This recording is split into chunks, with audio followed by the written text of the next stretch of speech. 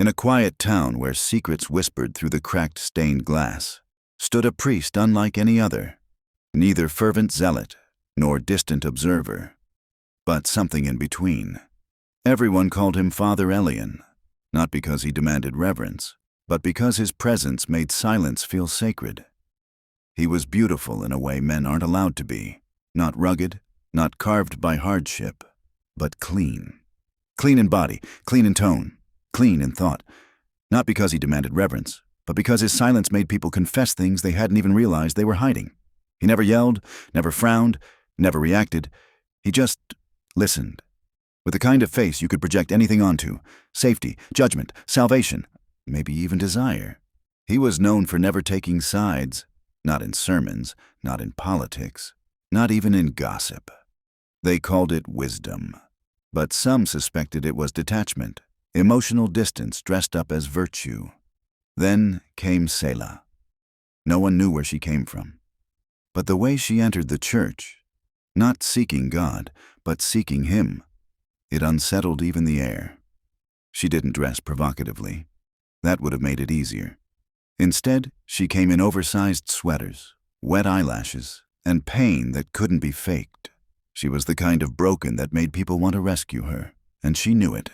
Her confessions were quiet, haunting. Stories of men who wanted her, touched her, broke her. She cried as if she needed healing, but she always looked at him as if he was the cure. And he never flinched. Not at first.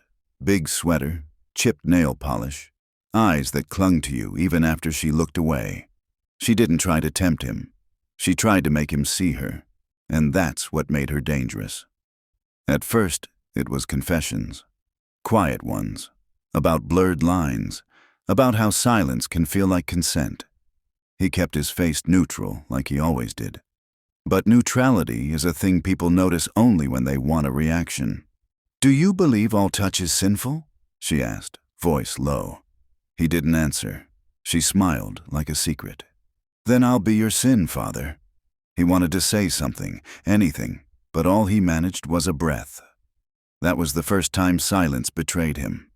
That night, he dreamed, not of her body, but of her presence, her voice in the confessional, her eyes in the candlelight, her hand on his collar. Not yanking, not grabbing him, just resting, like it was always meant to be there. He woke up ashamed, not because he touched her, but because he wanted too, even if only in thought. But then, she vanished. No services, no confessions, no whispers of perfume at the pew. 3 weeks passed. Then came the police. They found her body in the river clutching a bag. Inside, water-stained pages, still readable. Letters, dozens of them, addressed to him.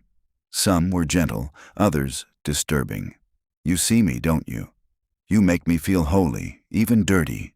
Touch me, and I swear I'll forgive you in advance." But one line, one single sentence, ended all neutrality. "Let's see if the world still calls you pure when I'm gone." Below it, a list of things she told others, that he touched her, that he told her to keep it secret, that he said no one would believe her. All lies. But what do lies matter when the story feels true? He never laid a hand on her, never crossed a line. But temptation doesn't always break you by dragging you in. Sometimes it sets the stage, lights the match, and watches you burn for standing too close. She didn't destroy his body. She destroyed his reputation. And in a world that worships perception, sometimes that's the deeper sin.